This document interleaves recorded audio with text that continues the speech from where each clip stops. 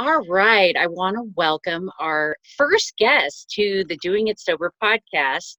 And this young lady is 28 years old. She lives in Idaho. And today she is 3 years sober, 12/16. So we get to share her birthday with her. She is recovering from alcohol. And she is also considering herself an addict. She is in the 12-step program of Alcoholics Anonymous, and her main goal in life and responsibility is to pass it on to other people. So I wanted to introduce you to Yeah, Serindy Sparks. Thank Serindy you Sparks. so much for coming on. We are so happy to have you on your birthday. Thank you. I'm honored. Anytime I get to share my experience, strength, and hope, it's just, and especially to do it on my birthday, that's, to be honest, the best gift I could get. It really is. I'm so happy to be here. And I love people that do these podcasts. It's really amazing. Well, we're super proud of you. And um, I know that your program is pretty spiritual, it seems like. So maybe Yeah. can you tell us, did you have a spiritual connection before you got sober? Serindy Sparks. Um, I got that wrong. I that's a great screwed up. Let's do question. that So again. I grew up predominantly in the South, and it was a bit confusing. I had a lot of different religious backgrounds in my household growing up. A little bit of my mom was a recovering Catholic, and I had a lot of Southern Baptist, so a lot of very stout beliefs, and that was really hard for me. I was really confused. I walked around for a really long time, and I wanted that billboard moment that I saw a lot of my peers getting, and I didn't understand why I wasn't getting that, but I also didn't understand that I was very uniquely different from a small age. My parents knew at 9 or 10 years old. They were looking at me like, you need a sponsor. I from the beginning I was an addict, but I never had, basically, I don't know how to say it. I never had a relationship of my own with God. I had everybody else's understanding of God. I had, what the church was telling me I should have had, and what my parents were telling me what I should, but I didn't have my own unique relationship with God Hmm. until I finally got sober, until I finally submitted, and God truly did for me what I can't do for myself, and He removed my obsession of drinking.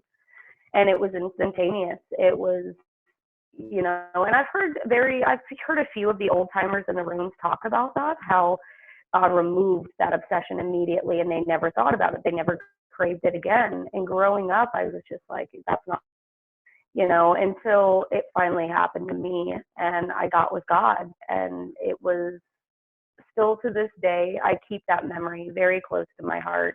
It's such a true definition of submission for me. Mm. Anytime I need to remember how to submit, and that's anything in my life, anything. Submission for me is it's a daily routine. I constantly am submitting, and it's only done nothing but grow my relationship with God, for sure. Wow, that's amazing. Now, you mentioned that you grew up in a 12-step program, so you have family that had brought you Yes. into the rooms before you even thought about. Yes. I was very blessed. Although I didn't see it at the time, I was very blessed at a young age. Both my parents were in the program when I was younger. I want to say I was a lot younger. I don't remember exactly what age, but well into my early teens and on. They really showed me how to do this. I went to AA meetings with them. I listened, and I Mm. didn't really understand it at first, but I can tell you to this day, AA meetings all smell the same, like coffee and cigarettes. It's Yeah. hilarious. All the coffee smells exactly the same. Right. Um, but I was so blessed in that way. I never ever knew then that I was going to need this program the rest of my life, no matter what I'm struggling with. Yeah. Now, what was that aha moment that you actually did turn it over and get sober? What was it that happened that caused that to change your life? Um, a combination of things. A combination of things. I had a pretty rough childhood, rougher than most. I've been through a lot of things. a lot of trauma in my life. And it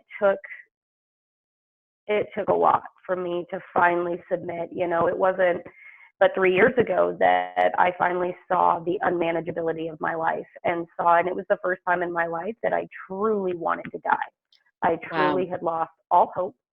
I didn't want to be on planet Earth. And it's not so much that I wanted to die, I wanted nothing. I wanted the nothingness. I was so tired of the obsession and the cycle and not being Mm. able to stop. I could not stop. And I think, is actually, I was on my lunch break and I was at the liquor store because it was going to be closed by the time I got off work, and I had to make sure that I had my alcohol. And what really scared me is that I could not drive into the liquor store parking lot. I couldn't stop. I couldn't stop myself from Wow. walking in there. I couldn't stop myself from making that choice. And I was scared. I was scared of myself. I was scared of the reality that set in for me. And, Mhm. unfortunately, regardless of all of the bad situations I had been in that were direct results of my drinking, I never saw it. Not through the abuse, not through a lot of things. I didn't see it. But it wasn't until I truly tried to stop that I realized I'm powerless. That was really scary for me. And that because I'm a control freak, the fact Mm. that I could not control something was so hard for me. And I was really scared. And the relationship I was in at the time was really abusive. It was a bad relationship. And pain is my greatest motivator. And I was in enough pain spiritually, mentally, physically, that was the first time I had humbly went to God and I submitted.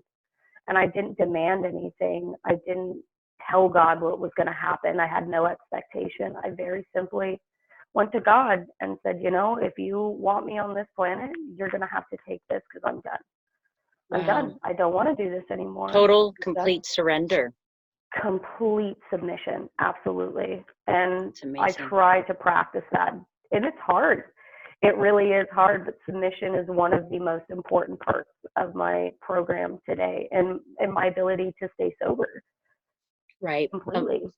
One of the biggest things for me is acceptance. And that's not always easy to do. Is that part of your program, just accepting things the way that they are?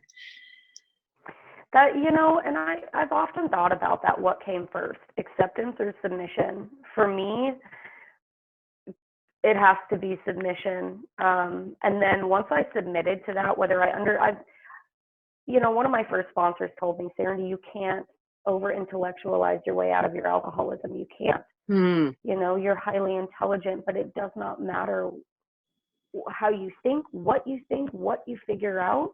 It's not going to get you sober. And so I think that moment that I finally just said, okay, I don't understand this. I don't understand myself, but I'm submitting it.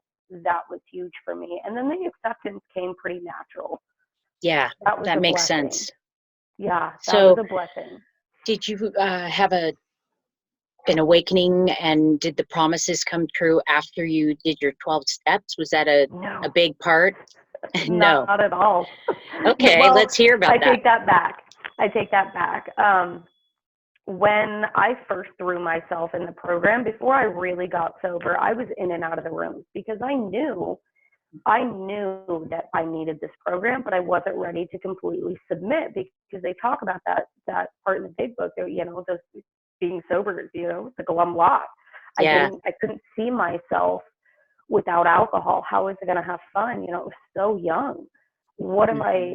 I just could not fathom that. And it honestly, that one part in page 58, how it works, there are those two who are constitutionally incapable of being honest with themselves.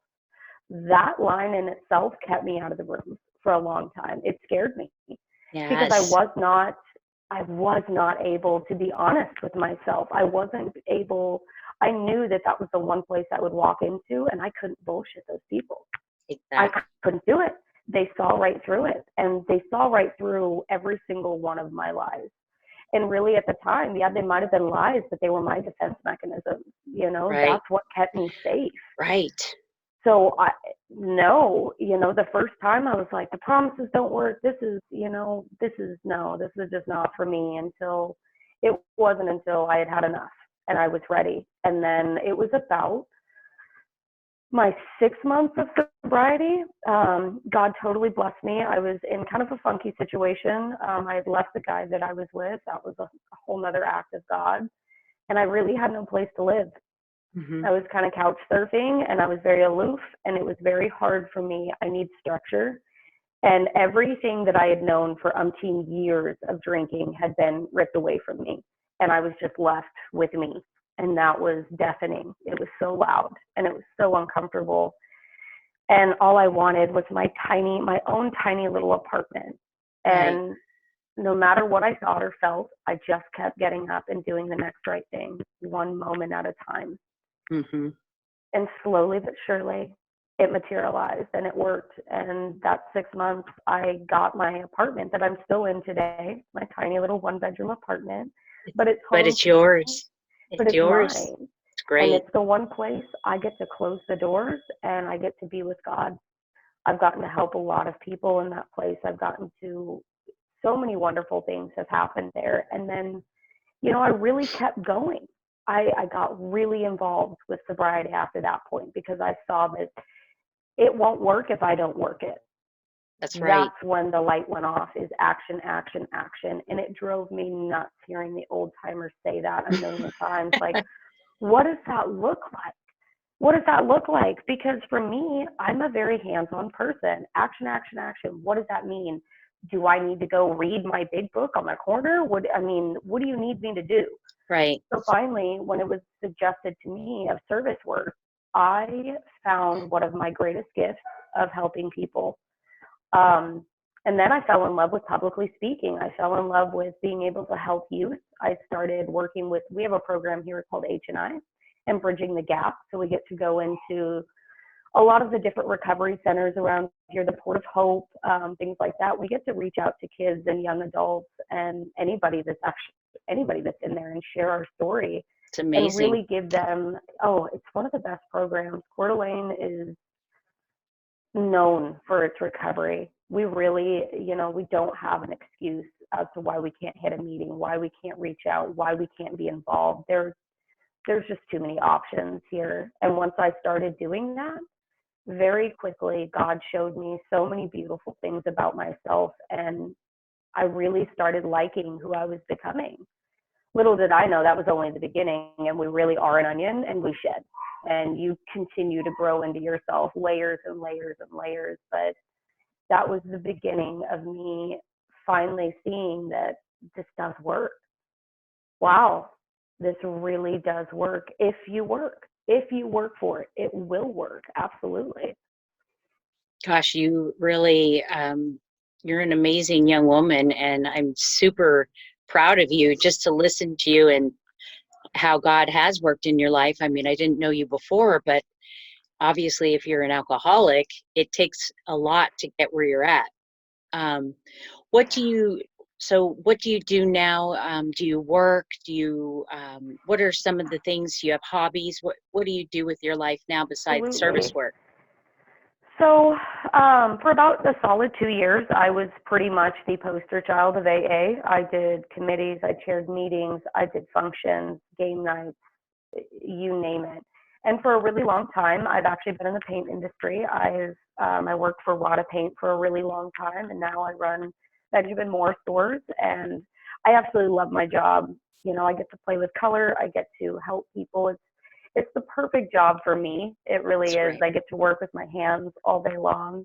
If you had one thing that you would, or just however many things, what would you tell somebody who's newly getting sober? What would be some of the things that you would suggest to help them get through that hard time? No matter, lose any and all expectation, any of it. I had a lot of expectations on what sobriety in my life was supposed to look like. Until you can really get past yourself, stop taking yourself so seriously. It's very serious in the beginning, and you're dying, and it's awful, and it's dramatic. It gets better, and it gets better quickly. Losing the expectation of how anything was supposed to happen was huge for me. The minute I just kicked back and I let God work, it was just easy at that point. It was just easy. God handled it. I didn't need to do anything. I did exactly what my sponsor told me. And actually, no, I take that back. My very first sponsor, I balked at quite a few things, to a point where I actually ended up having to go work with somebody else. Oh, wow. Because I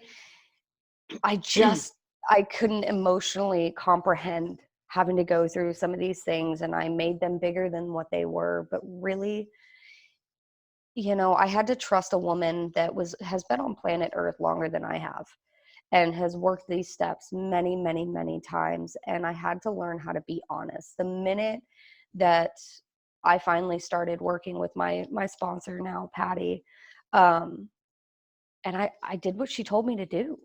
No matter what it looked like, no matter what it felt like, I had to find my person that I trusted more than anything, and to this day, I don't lie to my sponsor. I tell her absolutely everything. My very sobriety depends upon it. It's the same way with my sponsee. She knows that I will never judge her. I will never leave her, but you have to be able to find that one person that you can be brutally honest with. I That was agree. huge. That was absolutely pivotal to the quality of my steps. Now, you can run through and do a generic run on your steps 100%, and they still work. You're still going to feel better. But the moment you take that direction, the moment you really dig deep and do your step work, you will notice a difference. And I've done my steps. Every time I do them, it's different. It's different. Yeah, I can totally relate to that as well, because at 2 years sober, here I am sponsoring all these girls. I did steps, and I all of a sudden want to take a gun to my head, and I'm like, wait, what's going on here? Yeah. I had to get another sponsor, and really, because there was more to be revealed that wasn't yet ready to be revealed at the time. And sometimes it takes us a few times, but after that, we're not allowed to keep doing them. We need to help others do them, right? Well, and that's exactly it. The first time around, I just wanted to get it all out and get it all over with. Like, I was going to graduate AA, get my pony, and go home. Like, that was it. I'm trophy now. I've won, right? I didn't realize that this is a lifelong program. And I'm so grateful for that. Every single time I do the steps, God reveals more and more about me that I'm ready for. In the very beginning, don't dig deep. Don't go looking for things that God isn't ready for you to deal with yet. More will be revealed in that time that it needs to be revealed in. Yes. And I tried to rush a lot of that, because I just, if it comes naturally, and then get it out. Absolutely. But don't dig. Let it come naturally, and it will 100%. Your second time around doing the steps, things are going to come out of you that you didn't even realize were in you, but you have a better toolkit to deal with those things versus just trying to get out. It was like when I think I was maybe 4 months sober, and I thought I knew what an amends was. And so I think we've all done that one. Oh my gosh, I picked up my phone and I was calling everybody. I'm super sorry. And now there are certain people that I still don't have the best relationship with. Simply because I did more damage in my sobriety than I had ever done before. I truly think for some newcomers, myself included, like, take their phone away. You get to write people letters, and that is it. Like, Right. don't even get on your phone. Don't try to apologize. You don't know. You don't even know how to accept an apology, none less give one. The steps are in order for a reason. Right. So for all the people out there that there's so many people out there that don't believe in AA, and they don't take the AA route.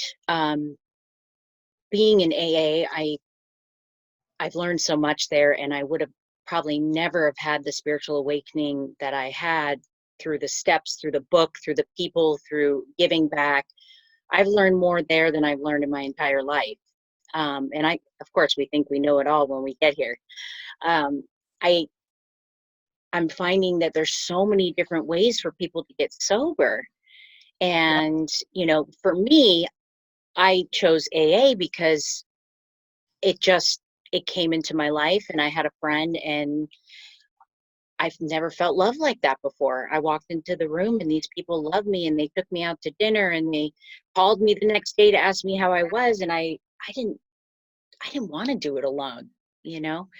What do you think about, do you have any opinion about the other programs out there and the different ways that people are all doing this these days? I can honestly say, and this is coming from somebody, and in all honesty, it's something I'm very open about. Hmm. I have had my drug of choice is alcohol. That is what I predominantly struggled with. I did find out later in my sobriety, I did use some other substances that were absolutely looked down upon the elders, upon anybody that truly followed the steps, and really, in a lot of ways, cast me out. And that was really hard for me. Yes. And, the one thing I have that's so important to me more than anything, the only requirement for AA is a desire to stop. If you work those steps, they will lead you to God. That is the point. That is our program. God Yeah. will show you how to help people. You want to talk about, God, your will be done. Well, you have to work the steps in order to become a vessel, in order to clean yourself out, to really carry that message. It's our job to plant seeds, not make them grow. I'm not, for me, it's a very personal thing. Anybody that knows me knows that I am very passionate about two things: my recovery and God. Hmm. And I'll talk about it anywhere. However, it doesn't matter. God has given me the gift of gab. I'm really good at helping other people and talking to them, Hmm. but it wasn't until and to be honest, it was pot, when I started smoking for various different reasons. I had one sponsor look at me and basically tell me, hey, I don't have enough initials after my last name to help you with some of the things you need help with. And not only was I heartbroken, but I Mm. felt like I had been abandoned, and I took it way too personally. But I didn't know how to cope and deal with some of the other mental issues that come with a lot of us alcoholics. Yeah. And to this day, I love her. She's a very important woman in my life today. But it wasn't until I started working with my sponsor now, Patty, who told me, Serindy, the only requirement is a desire to stop. All I require is that you're honest with me. Don't lie to me about it. That decision is between you and God. That's between you and God. If you feel like you've relapsed, if you feel morally, you need to get with God on that. That's not, did you get sober for all these other people, or did you get sober for God? Mm. That was because that weighed heavy on me. I felt like I was Yeah. dirty. I felt that I was less than. I felt like all my wisdom and my hard work was a moot point now. Mm. And that's just not the case. Yeah. It's not the case. God has brought me so many people that have struggled with this very issue, and they feel uncomfortable going to the rooms. It's hard for me because it's a mind altering substance, 100%. It Hmm. is. But that Right. is between you and God. Does it, Hmm. all sins are the same in the eyes of God. I'm not going to split hairs. I'm not. And for me, I abused, when I first got sober, I abused energy drinks and smoking cigarettes as much Right. as I did alcoholism. And I Yes. wasn't going to stand up in the rooms and take a coin every time I was an emotional basket case, because it was all an emotional bottom for me. You can Hmm. hit so many different levels of a bottom in sobriety. And I really had to stop splitting hairs and focus on God.